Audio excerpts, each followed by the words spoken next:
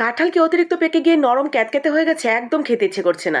তাহলে কোনো চিন্তা নেই, বানিয়ে ফেলুন এর সাথে সামান্য কিছু উপকরণ যোগ করে এই মজাদার বড়া পিঠা।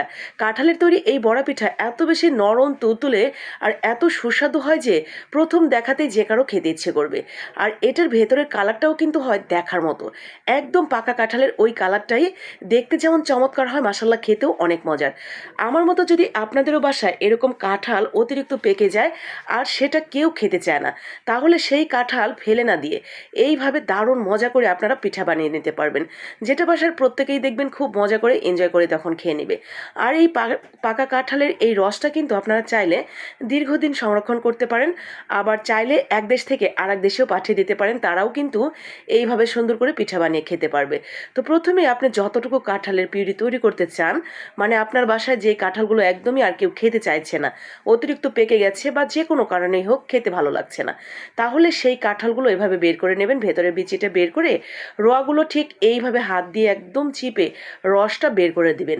এরপরে এরকম একটা ছাঁকনি নেবেন, যাতে ওই যে কাঁঠালের মধ্যে একটু কিরকম কিরকম থাকে না, সমস্ত আঁশ এভাবে ছেঁকে নেবেন, একদম নিচ দিয়ে মেন যে পিউরিটা সেটাই বেরিয়ে আসবে। একেবারে পিওর যে পিউরিটা আমরা পেলাম নিচে, এই পিউরিটা আপনারা চাইলে দীর্ঘদিন সংরক্ষণ করতে পারবেন, মানে 1 বছরেরও বেশি সময় ধরে যদি আপনি ডিপ ফ্রিজে এটা রেখে দেন কিচ্ছু হবে না।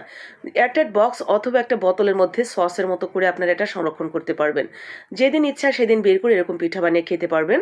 তো আমি কিন্তু আজকে আর সংরক্ষণ করিনি, পুরোটা দিয়েই এই পিঠাটা তৈরি করে নেব। এর সাথে গুঁড়া দুধ বাড়তি টেস্টের জন্য আর নারকেল দিয়ে দিবেন, স্বাদ অনুযায়ী একটু চিনি দিয়ে দিবেন, স্বাদ মতো লবণ। আর এখানে চালের গুঁড়া এবং একটু ময়দা মিশিয়ে 2 রকমেরটা মিশিয়ে নিলে পিঠাগুলো আরও বেশি ভালো হয়। চাইলে শুধুমাত্র ময়দা দিয়েও তৈরি করতে পারেন, আবার চাইলে শুধুমাত্র চালের গুঁড়া দিয়েও তৈরি করতে পারেন। আমি 2 রকমেরই মিশিয়ে নিয়েছি, সামান্য একটু মিশিয়ে নিয়েছি। এখানে কতটুকু মেশানো হবে সেটা নির্ভর করে আপনি কতটুকু পিউরি দিয়ে তৈরি করছেন। ঠিক এরকম একটা ব্যাটার হবে, খুব বেশি ঘনও না আবার খুব বেশি পাতলাও না।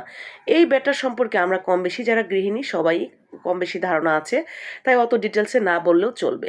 স্বাদ মতো একটু লবণ দিয়ে, আর চিনির পরিমাণ খুব বেশি লাগে না, কারণ কাঁঠাল যেহেতু অনেক বেশি মিষ্টি থাকে, তো কাঁঠালের পিউরির মিষ্টিটাতেই অনেকটা হয়ে যায়, তার সাথে সামান্য একটু চিনি অথবা গুড় অ্যাড করে নিতে পারেন। এরপরে জাস্ট আপনি আপনার পছন্দ মতো এরকম ছোট বড় গোল করে তেলের মধ্যে ছেড়ে দিবেন।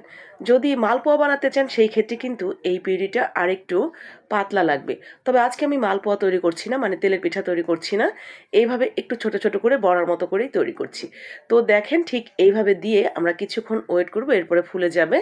এরপরে দ্বিতীয় পাশটা উল্টে দিয়ে জাস্ট তুলে নিলাম। দেখেছেন এর কালারটা একদম মন মাতানো, একেবারে প্রেমে পড়ে যাওয়ার মতো একটা কালার, এত সুন্দর নরম তুলতুলে হয়। এটা আপনি আজকে বানিয়ে 1 সপ্তাহ পরে যদি খান, ঠিক এরকম নরম তুলতুলেই থাকবে, এতটা সুস্বাদু।